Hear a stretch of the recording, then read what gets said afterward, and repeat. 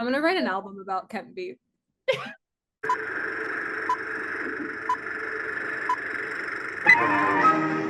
Now seating for Empty Theater Club. Hi, everyone. Welcome back to Empty Theater Club. This is Val. And this is Cam. Today, we have a very special guest. You may know her as the current internet's people's princess, Miss Baldan Dowd, joining us. Am I allowed to talk? Yes. Yeah. What's up? Thanks How would you, I'm so curious, how would you introduce yourself to people who like are not online at all? Like, I'd say hi, I'm Stevie, and then I'd be so excited that they don't know about Baldan. I hear that all the time. People are like, what are Cam and Val talking about though? So I do feel like you're kind of we might have people who are like, who is this? Yeah, your elevator pitch. I tweet a lot. Yeah. That's not like something to be proud of, but it has kind of taken off in a weird way. And a lot of people, I don't know. I like literally, I don't know. Like I've just been kind of posting dumb shit online, and then people have flocked to it. I can't talk. I don't know. I'm just a girl. Yeah. At the end of the day. And that's a full sentence. That's what you had to say. Thought. That was a full, well-formed thought. Yes. Yeah. And if you have been on the Hellscape, which is the website X, I reviews call it X. Honestly, I call it Twitter. Yes. You have probably seen her tweets. You cover a lot of topics in pop culture, which is really fun. Her ad is at Baldan, is at Ali_Civi, because famously I've just had the same Twitter my whole life, and then I changed my display name to Baldan Dowd as a joke, and then it just never went away. It did go away recently. Got angry, and Twitter made an obituary, and I was like, we've gotten ourselves into something here. Absolutely. It would be kind of iconic if you just like deactivated it, just never. I thought about it. I was like, I do wonder if anyone would notice. People would notice. People would take. I think it would take notice. Gone away. Maybe I'll do it for like a day. Because also there's like the side of the coin where it's like I am also deeply addicted to Twitter, which is so unhealthy. I know. I literally woke up today and I'm full of hate today, and I was like, I hate when celebrities are asked like, what's the first thing you do in the morning? And they're like, I stretch or I take You mean J-Lo? Yeah, J-Lo. Come on. J-Lo like you check your phone and you get on Twitter like the rest of us. And then I'm like, maybe I shouldn't be doing that. Maybe I need to not hop on Twitter first thing in the morning. But I also feel like part of it is just being like internet veterans, where that's my what are we supposed to do? Right. We were thrown into this dynamic being online, like TM from such an early age, where of course I think it's a lie to be like, I just like don't really have a problem with it. I have like healthy relationship with it. Actually. Like, shut up. You don't. Like, we have, it's really, really bad, and we probably won't know the effects of it until if we make it to 70. Oh yeah. So I always say, I think it's have a type of brain damage that no one has discovered. I tried to do it's true. I tried to do like the artist's way thing of like waking up and writing like morning pages. Minutes. Yeah. These are like really good tweets. Like I'm just gonna open. Well, I also think that's true. It's like a journal. It's a diary. I think it's funny of like, I saw there's some like New York influencer who like does morning pages, but like I only discovered what that was because I saw her do a TikTok about it. I'm like, that's got to be like, there's some irony in that you did your morning pages and then you made a TikTok about doing your morning pages. You can't tell people about it. Yeah, right. Like that's actually so cooked. I was gonna like last weekend I was gonna order the artist's way, but I like share an Amazon account with my whole family, and I was like, this is actually so embarrassing. I do recommend The Creative Act by Rick Rubin though. Okay. I think like that is a really good book. I think that book really got me to apply to grad school. Like that was the like pivotal point of like, okay, I can totally just like pivot, and life is short and maybe I do have time. I really do. Civi, you're 25, right? Yes, I was just gonna say that. I'm famously an old hag now. No, I'm the oldest one here. I'm 26, babe. So no, that's actually chic. That's younger than 25. 26 I think are younger than 25. Val's 25. I'm 25 too, yeah. Just turned 25, right? Yeah. No, when's your birthday? Well, January, but yeah, just turned 25. Wait, are you a Capricorn or a January Aquarius? Capricorn. Oh, January Capricorn. All the way. I'm a Gemini. Yeah. And I love it. When's your birthday? May 28th. Are you a May May or June? 27th. Wow. We're connected. Whoa. Yeah. One, Daisy Whoa. Edgar Jones, famously also like May 24th. So all Who? Daisy Edgar Jones. Oh my God. Yeah. Yeah. So many people. Stevie Nicks is the 26th. JFK, the 29th. No way. Wow. Yeah. Should we Yeah. talk about the Schlossberg of it all? Well, God, we're dying for someone to bring this up that wasn't us. But Yeah. to get into the Jack Schlossberg of it all, we have, letting you know first of all, a really important question to ask you, which we ask all of our guests. Mhm. Have you seen the movie Jackie? Yes. Okay, I go don't ahead. remember. I watched it around the same time I first watched VEEP. So these are all Yes. kind of like very connected in my mind. I remember walking away from it like I feel like Natalie was a little heavy on that accent. Like I kind of don't know what I just watched. Like it made me really unsettled in the way like a horror film does. Yeah. Not because of this like the upsetting parts of the film, Right. like from Jackie's perspective, just like on an accent level, I was like really disturbed. so Jackie Kennedy did just kind of sound like that. Like she did kind of That's just true. sound like a freak. That's true. I think I just like didn't want the reminder. People forget. Well, I think we're getting close to Jack Schlossberg mentioning that he has seen Jackie, or at least like Maybe touching so. on it because he made a TikTok yesterday talking about how he needs a men's line, like a menswear line Yes, that has the flair of like Coco Chanel. I'm like, you know that because of your grandmother. It's Yeah. so crazy when you realize that like Jack Schlossberg by himself is such an enigma to me. But then I'll be like, damn, he was like Jackie Bouvier, Kennedy Onassis's grandson. Like that's wild. He was born after Jackie was dead. So like the sisters have met Jackie, but I don't think he ever actually knew her. So maybe that's kind of why he is how he is. Maybe. Yeah. But you think Jackie was like a grounding? Yeah. Yeah. If she was there, he wouldn't be I like agree with that. I think a lot of things he would would be be very demure, he would be mindful. He's not doing that right a lot now. of things would be very different if Jackie were still around, I fear. That's how old would she be now? I mean, she would have to be dead by now. She'd right? have to be dead by now. I think she had just like recently had died if she was still alive. Oh, I okay. just Yeah. really have You like, know? no concept of the Kennedy like timeline or like who, like the family tree. I tried to Google it the other day, and I was It like, gets this is way none of my too business. murky. Yeah. Like in the way that like what's her name? Arnold Schwarzenegger's wife, Maria. was that- Shriver? Yeah. Yeah, I was talking to my mom on the phone, and my I'm- mom dropped that Maria dizzy. Shriver was a Kennedy, and I was like, Yeah. I am out. Like, I don't actually. wanna- Unfortunately, I am actually so in. I like went through an era when I was 15 where I read like every Kennedy book. Like I've seen so many. I'm a kind of a historian on them. So that's I- for me. The last thing I'll say about him is that we tweeted on our Twitter account at Empty Yeah. Theater Club. Follow us there. Nice Oh, no. tweet. I tweeted Penn Badgley could play Jack Schlossberg in a biopic. Same aloof, leading brunette man energy. Yeah. This morning, Got a hate reply. we got a reply. Why? Said different height and face shape. Badgley is incredibly articulate and studious over any role that's handed over to him, but extremely astute and shrewd personalities such as Schlossberg and Jackie O require very specific actors, and there are very few of them. Oh my God. I actually Tweeted- obsessed with Tweeted them at carrying 9 up. a.m. And It we're was- getting them on the podcast next week. Oh So my God. It was actually never that serious. The only other thing I care about politics is Abe Lincoln, which I don't know if you I saw was- this news. He was gay. that's all I have to say. Yeah. Yay! Abe Lincoln gay! Finally. Yay! And that's actually Cole's fault. Yeah, I actually can't believe that there's definitely a domino effect of Abe Lincoln, the state of Kentucky, leading to Gabe or not Gabe, Abe Lincoln being gay. Gabe. In this day and age is crazy. Was he actually gay or is this just a movie? Is he actually a bi? Or are we just think it- Probably. They said that like they've had mounting evidence for years that he was gay, and they've just kind of like never had. It's never been the right time to talk about it, and I kind of love like. right time to Can you push him imagine? out of the closet? Can you imagine having someone saying, "I have mounting evidence that you've been gay, but now is an okay time"? Like That that's happened to me. crazy. You're like many such cases, actually. Yeah, actually, so- that's like everyone I know. It's like a whole thing group. It's like, oh, we have mounting evidence.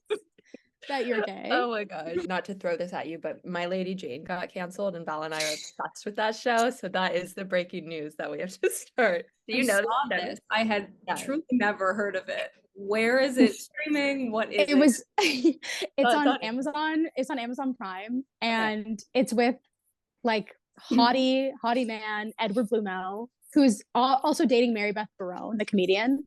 Oh yeah. Yeah. So that's why I know love. That's that's how why I we care. Yeah, it was like Mary Beth's boyfriend's in it. Yeah. So Well, and then he's the great. girl is like the new Emily Henry. She's gonna be in that new Emily Henry movie with Tom Blythe. Oh, that girl. Yeah, I saw yeah. the video of them like finding out they got the parts. Yeah. Yeah. Okay. Yeah. It's all Oh. confusing. I've not seen that Very video. good. But anyway, Is it good in a good way or good in like an Emily in Paris way? I was just gonna say it's like it's right in the middle of it. Right in the Yeah. middle of it where it's like none of this makes sense. But I'm pressing play on the next episode. I have to watch it. It has like a twist to it though that I was like, oh, that I was like weird about, but I guess you knew about it. I'm not gonna spoil it. Don't They're- spoil. Like, I you didn't. can I start to be a I little didn't know weird. about it. It's I'll based on go- it's based on a book series, so I didn't know about it. I didn't read these books, Yeah. Okay. so. But Yeah, anyway, that that was the news of the day. I would love to know like what you're currently obsessed with and like what you're watching though. Before we just do too much pop culture, I want to get into the interview of it all. It's VEEP. That's my answer. I've She's thought taking about it. nothing. She's taking it. She's taking it. I watched VEEP for the first time when I was like 17, and then I famously Yeah. did get hired to work for a senator. I thought I was Amy Brookheimer. I wanted Dan Egan so badly. Like that was kind of like the vibe of it all. Watching it this time, I'm like, I'm not Amy. I am Mike McClintock. There is no woman in media who has ever represented me better than Mike McClintock, and I want Kent Davison so bad. So bad. Like, Down. There's Yeah. been like a real shift from like Amy to Mike and then like Dan to Kent. So I've gone from a girl to a woman, and I don't know, I'm just loving it. I really relate to that because I also watched Veep when I was like 17. It was about, I think it was like 2016 or so. Yeah. But I unfortunately did go all in on the Amy Brookheimer of it all because I did work on Capitol Hill and I hated my life. No way. I actually famously lived in DC for 2 years. Hated it. Oh my god. Well, actually, I had a lot of fun, but like hated it professionally. So you have like a work phone? I did. Yeah. I ran had like a Twitter. phone. You like I had I worked for a pretty high up congresswoman. Like it was Veep. Like live on Capitol Hill and politics is very much Veep and not West Wing. So I really do resonate with that. And I am constantly thinking of, the young Dan, hot, love it. But the moment you see Kent wearing those little basketball shorts, I watched that episode last night. I was like, why am I blushing? I was like, with the goggles, I said, there's something there. You know who I don't think is hot though, and I've like had to realize this? Glenn Powell, not hot. And I'm tired of people making me think that he's hot. I don't like to make appearance-based judgments of people. Right? Being like he's not hot. He seems really nice, and I Yeah. understand the charm that people are being charmed by. Mhm. I have not fallen victim to it. He is Yeah. so not I a have. factor for me in my everyday consumption of pop culture. Like I haven't seen Twisters. I have no desire to see Twisters. He seems lovely, but I think there are other people who we should be pushing as rom-com leads. Harris Dickinson. Yes. Anytime I watch him, he's very magnetic on screen in a way that I think we give Austin Butler credit for, and we give Paul you're right, Mescal credit completely. for. Maybe like I don't know, but like Harris has it, and I don't think enough people are talking about it. Hold Ella up. Dickinson, Untitled Harris Dickinson directorial debut film. Yeah, he's directing right now, which I think is so cool. Also, because when you're that talented and you have that much screen presence and you're like objectively attractive, there's something so cool to me about being like, no, I really like love film as a form, and I want. This is incredible. Writer, director, producer. Yeah, I think it's a comedy. He used to do like sketch stuff, which also described as a cool. it's a satirical comedy drama. It's a dramedy about a young man working in a hotel kitchen. Okay, Anthony Bourdain. Love. Like that's absolutely. I'm so excited. Yeah, he's just so good. And then also the baby girl starring Nicole Kidman. Is something I will wait for before Oscar season, because I think I do think that's gonna kind of give him a good the push. Yeah, a push. Yeah, but Veep is great. Also, Deborah Vance being playing Yes, playing Gary's mom. And Stephen Root playing Gary's dad, who was famously like Fuchs and Barry, and he's like in Oh my God, everything. yes. But it was so funny to me to see Stephen Root pop up because I tweeted again, gauche to reference my own tweet, but like last night I was talking about like how happy I was at this casting. It's incredible. I love an HBO multiverse. I Yeah. love when they like pick themselves. No, Yo, I've never seen VEEP, so I'm really out of the. That's not true. I've seen like the first 5 episodes. You should watch VEEP because I know so I need to. But like no, for all the other reasons, but most importantly, because Cam and I both went to Drake University, Yeah. which is mentioned in VEEP because they have a debate there, which they famously have debates, like Democratic debates. It's a very big politics. It's school. in the Yeah. Midwest. So I that's don't why want you to need to watch watch VEEP VEEP. because it makes me want to like kill myself a little bit, I think. Like I don't want to have to remember that politics are real when I'm watching a show. I get that. Yeah, it's just So- like so smooth brain though. Like It's- it is kind of healing. I do like I would die for Tony Hale. I think he's like one of our He funniest looking is actors. So The funniest person in the world. yeah. Him and Julie Louis-Dreyfus are truly like the funniest duo who have ever been on screen. It is insane. Yeah. I they- also love they- I love watching the like inside the episodes at the end of every episode. And you can see the lines that like everything is improv in that, which is incredible. But the fact that there's like multiple takes and they're like, that wasn't funny, like do it again. Like you have that many one-liners in you on Right. set at any Right. given I feel like time. being around a cast of that caliber brings it out of you though. Like when you're around Yeah. those people, Mhm. it makes it easier to Probably. do, but it's still so impressive. Good. People are really amazing and talented.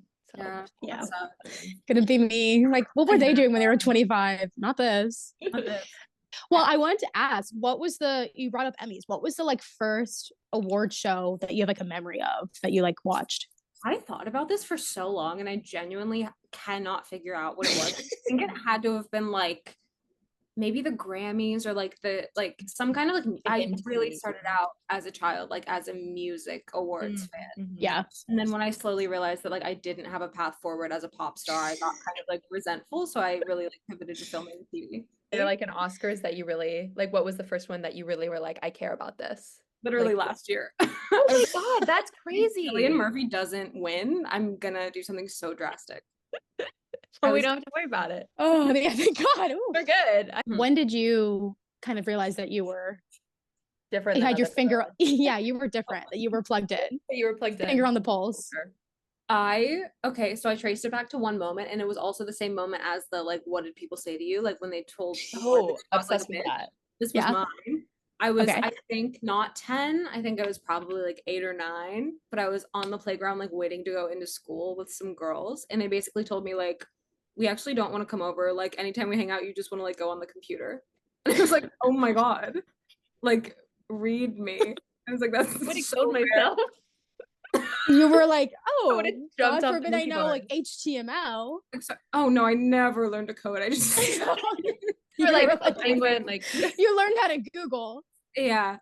I was like, okay, that's actually so fair. And then Oh it was my fine. God. We were all still friends. right. What Yeah. was the like media that kind of raised you? Like, were you more obviously you grew up with the internet, but like were there like CDs, DVDs, magazines? Like what was your like medium of choice that you were kind of obsessed with? Ooh, that's a good question. My favorite thing growing up was The Lonely Island when they like and all of their, like, The digital shorts. yes, those fully Yeah. like that was Yeah. the first thing that felt like it was not something that was passed down to me from my parents. Like culturally, it was Mhm. like my thing that I found and loved and just thought was like incredible. And that really shaped my sense of humor. And then like Yeah. I like big, like a little bit later in life, like big John Mulaney fan. And then I found out that like Mulaney wrote Stefan and like all those guys were working together. So like that was really formative for me. It was really crazy of like that thing of, I mean, one of my friends showed me Mulaney when I was like 16 or 17 and I just became obsessed with him. And then when I found out that my favorite part of SNL growing up was Mulaney, I was like, oh, this guy's voice has always been so consistent, Right. perfect, yeah. and funny. So it was really interesting that I like latched onto that at an early age Yeah. and then loving it and finding it later in Still life learn. in a different form. But yeah, those were huge. And then like CDs wise, my dad, I just listened to like what my dad had in the car growing up. My parents had like Totally. so it was like Hot Fuss by the Killers, American Idiot by Green Day, Yes. Green Day. What else? Like The Cure's Greatest Hits, like Talking Heads. Yeah. I love that. We were very much yeah, like all of that, but then also the now this is what music is. Yeah. The Now CDs. That I feel like if my house ever caught on fire, like my dad would actually like just like take all of his collection of the Now CDs. That's actually so fair.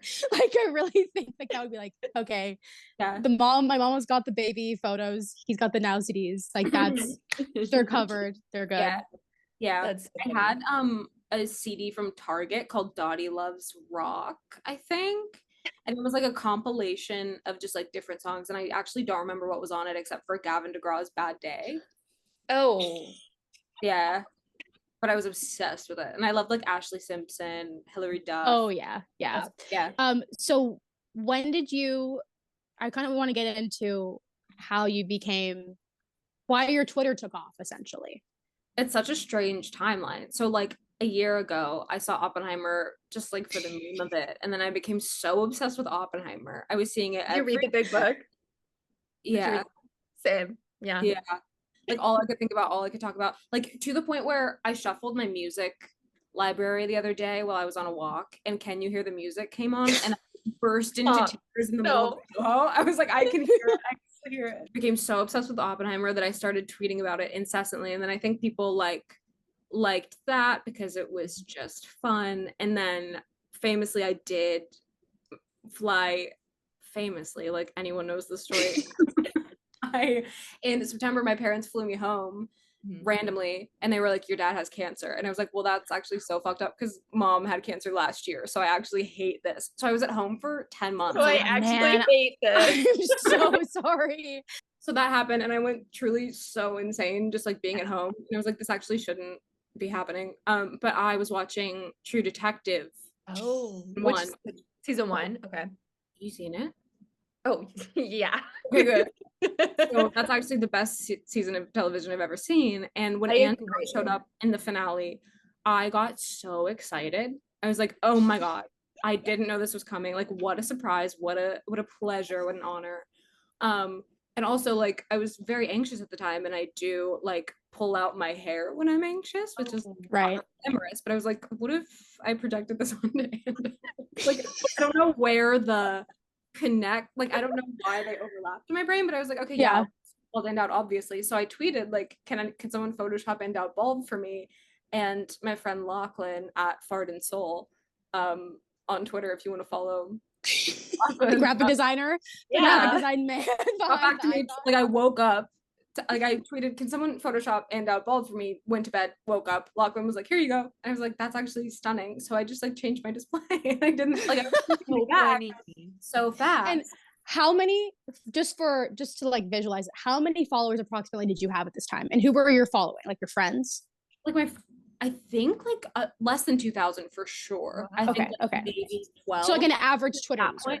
Yeah. Very yeah. Most of them were like friends from childhood, people I went to high school with, like some people I went to college with, and then I had this like small community of people I met on Twitter who took to the Oppenheimer jokes, and like we just like chatted and whatever, and like they made it my Twitter circle. But it was like missed it. Yes. Yeah, I miss geeking on there. I do too, and taking people hostage, like nothing like it. But I do think actually like the decimation of Twitter circles, is that the right word? Yeah, no, and I agree because it was a complete massacre. It was a complete, it was so it really like but I do think that going away made Bald Dan gain more traction, because instead of like I tried to make an alt, like I tried to tweet your chaotic tweets entered the main. I was like, why am I like, I'm not saying anything bad, it's just like that's what I think is funny. There's tweeting about Kent Veep, like that's not bad, it's just like you can't, it's not bad, that's education. Like sometimes things are hard to hear and you have to know about it. You're just educating the masses. Yeah, and then people like took to it. So I was like, okay, well, I guess I'll never have a normal profile photo again.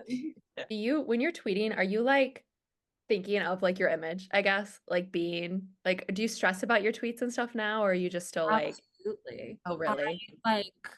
Well, not in the, I mean, if I tweet something and I don't get a like, I'm like, okay, so again, I'll kill myself. I'm gonna kill myself. But I'm like, do you feel the same like pressure? I think with the like Deb thing and people like Yeah. truly Twitter like generating an obituary about Baldan, I realized like, oh, there are eyes on me. So like if I don't ever want I was talking about this the other day, like I don't want to speak out of turn. I don't want to like shoot something like I very much Yeah. shoot, but I want to like make sure that I'm not, I don't know. Like I want to think through everything as soon as I tweet it. So if it's not like truly a dumb joke, Right. giving it some thought. Yeah. I want to be mindful, of course. But Right. Well, you never want someone to feel like isolated. Like I think we're all probably very woke, you know, Karen. Yeah. Yeah, right. Yeah. Do you think is it kind of like Tina Fey said this on Last Culture Races? Is it kind of like, are you thinking of your future career? Yeah. Yes. Yeah. Like, are you kind of thinking about that now? And you're like, I can't really approach this person the same way. Yes and no. It's like I would love if this turned into something like how cool and lucky would that be? Like I would absolutely love that. But I'm at like anytime I'm thinking about what I'm saying, anytime I'm really, you know, taking a little extra time to before I hit post, it's not from that place of like I want to look employable. It's truly just from a place like I know I know my intentions are good and I want other people to know that my intentions are good. Yeah. I just want everyone to know that like I'm not an asshole, and if I come off and like it truly was an accident. But like, you're like, so if I'm tweeting, wait for it Wednesday, it's because like I mean it. Wait for Wednesday, like it's because I'm coming, like I'm speaking in good faith. You're like, look, I'm don't mean this like ironically. I mean this actually. I'm streaming. I've had people like one time I made a funny like not even funny. It was just like a stupid offhanded comment about like PMDD, which is like a really intense form of like PMS that like I have whatever. And this woman like, wrote a book about it, DM'd me and was like here's thank you for talking about it. Like thank you for talking about it. And there were truly like hundreds of thousands of people liked the tweet and like in the comments they were using it like as a forum to like talk about their symptoms and like how they've managed it, and like that was crazy to me. So I was like, I can like all I did was tweet about this one thing. Yeah. It was literally like study found that like people want to kill themselves on their period, and I was like, they could have just texted me. Like, you're like, yeah, you could have just asked me. Did they text me about this? And people were that's like crazy connecting there. And then people have DM'd me about like, oh, like my sister had cancer, my mom had cancer, my dad, like things like that, where it's like, oh, well, I really like the human element of where people connect emotionally and want to just like chat about it. I think it's lovely. You're like, so the ethos of Bald and Dowd is actually just humanity. I would say, just fighting the kindness of it, which is like true. Like, I think we talk about this. This kind of keeps coming up in our episodes, and I think this is the frontal lobe speaking. But earnestness and just like being honest with yourself and others is truly, I think, the most culturally relevant and chicest thing that anyone could do. I 100% agree. Oh, I do want to clarify Hamilton. Yes. I'm not Hamilton posting. I'm wait for it posting. Like I said, wait for it Wednesday. I wait for Wednesday. I cannot like I can't feel responsible for a Hamilton renaissance if that comes along. But wait for it is that girl. So they're very different. Okay, can we talk about girls now? Yeah, go ahead. Okay, who's your favorite character and who do you think you are? Because I do think they're two different things. Yeah, 100% two different things. I think overall, I am a Shoshana. Overall. Yes. But right now, I'm currently like, I'm a mix between Shoshana and Tokyo. And then also Hannah in grad school. Like when she just got accepted to grad school, like that last, like, what is it? Season 2 finale, that, and then Shoshana and Tokyo. That's like the hybrid of me where I'm like, okay, I love Spain. Like this is amazing. But then I'm like, oh wait, I also really deeply miss like the things that I know and like friends and family back at home, but like I'm never admitting that. Like I'll admit it to 2 people and that's it. So that's the mix. But favorite character, oh God, I don't know. I just really love Ray. I really do I love his arc. Yeah, Ray's a good it's just a good arc of like, okay, he was a shit person, but he did something with his life, kind of. Love him. I'm definitely a Hannah mix. I worry that I'm a Marnie, but I don't think I'm type A enough to be a Marnie. Like I'm so type B that it's kind of terrifying. You're like, I don't care about this. Yeah. No. I'm also like I really do relate to Ray. Yes. He to me is like one of the girls. And also I'm a little bit Elijah. Oh, how could I forget about Andrew Rannells? That's so true. That might be the best.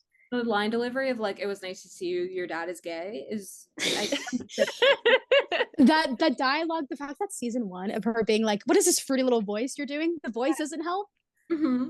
Incredible television thing. Yeah, sure. Adam Driver. So he's like, all the clips I've ever seen is because I'm on like Adam Driver Twitter is like Adam. So he's my favorite one because I've never seen it. Girls. I've never seen it, and it's a whole. You've never seen VEEP. I've never seen VEEP either. Do you understand how I'm like failing? Like, okay, so we have some studying to do. Oh my god. I just watch the most weird. I get into weird fandom thing. Like one of my questions, like, oh, what's your favorite Ann Dowd performance? Why the fuck have I seen this Australian TV show called Lambs of God with Ann Dowd? Like that's what I'm watching. Who the fuck's watching that? Do you want to know the most embarrassing thing? Yeah. When I made Balda and Dowd, I think I had seen her in like literally 3 things. And one of them was True Detective, which was 1 episode. Finally got my mom to watch Hereditary, and I completely forgot that Anne was in it. And then when Ann Dowd showed up, my mom just burst into laughter. And I was like, this completely just like broke all the tension that is supposed to exist when Ann Dowd shows up, because right. You're laughing when Ann Dowd in Hereditary comes on your screen. How dare you? Yeah, that's crazy. Not a joke. But that's, I think like people forget that she was in Hereditary, because obviously people are talking about don't you swear at me, you little bitch, like you know, like that. They're thinking about that. Yeah. But I'm constantly trying to think of like making a list of pop culture moments that people forget about. That's one of them. I have one. Yes. Okay, what's yours? Yeah, what's the other one? Plane crash that Paula Abdul claimed she was in, but there's no evidence of. I totally forgot about that plane crash. There's no evidence of. No evidence. So like I can't. Maybe it happened. Maybe we don't know. Just that's true. She survived. She walked down. I also think about the who is it? Lenny Kravitz in the Hunger Games. People forget. I thought you were gonna Lenny say Kravitz. I thought you were gonna say one of his Dick fellow experiences. No, because we're remembering. Exactly. That's one that I always remember. It was just like the 8th year or 10-year anniversary of that moment. Like, and that's why Zoe Kravitz went on the Criterion Closet. Then it wasn't to promote. It wasn't to promote her movie.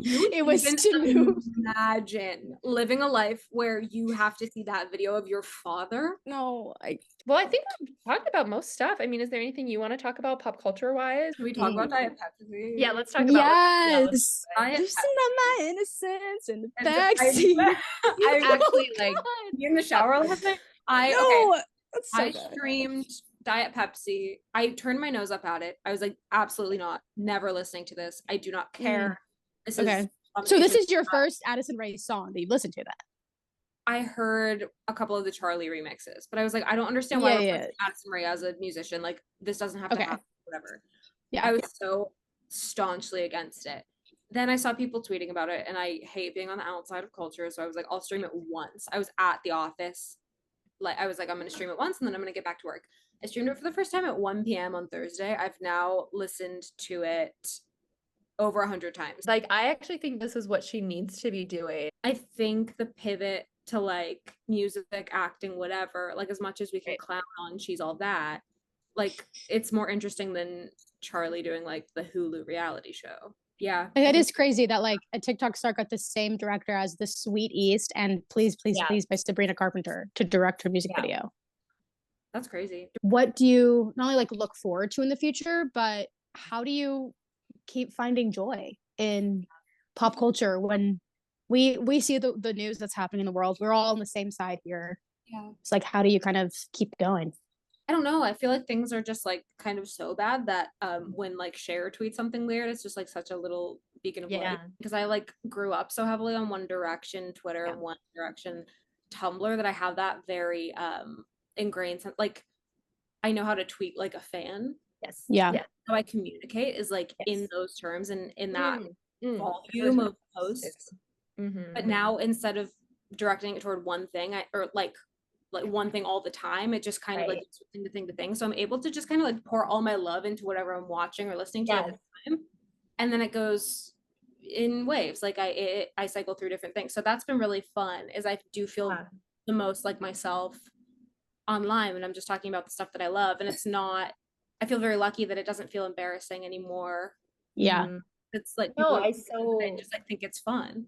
That's what we really agreed when we were starting this podcast. We're like, I think this is a good enough point in the world where we like it's celebrated when women have a lot of interest. Yeah. And it's not for us to become employable. It's just like, yeah, God forbid a woman is multi-passionate and just has an obsession of the month and wants to talk about it for a little bit. I mean, I think we have like ADHD probably, and like that's yeah, that's probably also it. Like, I'm like, also, oh, right, like, not everybody's like that. Okay, so where can the people find you if they want to keep up with all of your content? Twitter.com at Ali_civi, or just type Bald and Dowd and you will find me. Also my personal Instagram is ali.civi. I don't know why they're different, but they are. They are way more boring. It's not super fun over there, but you know, check it out. My letterboxd is in my Twitter bio. But thanks for coming on. I'm like so excited for you. Like we know that you're gonna have like a really cool. Oh my god! I can't wait. Are you? I don't know if you're working a corporate job, but like, can't wait for you to leave your corporate job. That's all I can tell people. Like, I'm gonna cry. There it is. That was our conversation with Bald and Dowd, also Civi. It was so much fun. We will be back next week with more content. Val is also in the Midwest now, so you know that's exciting. Same time Central time zone. Yeah. Yeah, let us know what your guys' current faves are, who else you'd like to see on the pod, and please make sure you like, comment, subscribe, follow us on socials, and share this with a friend. Yeah, thank you guys so much, and see you next week. See you next week.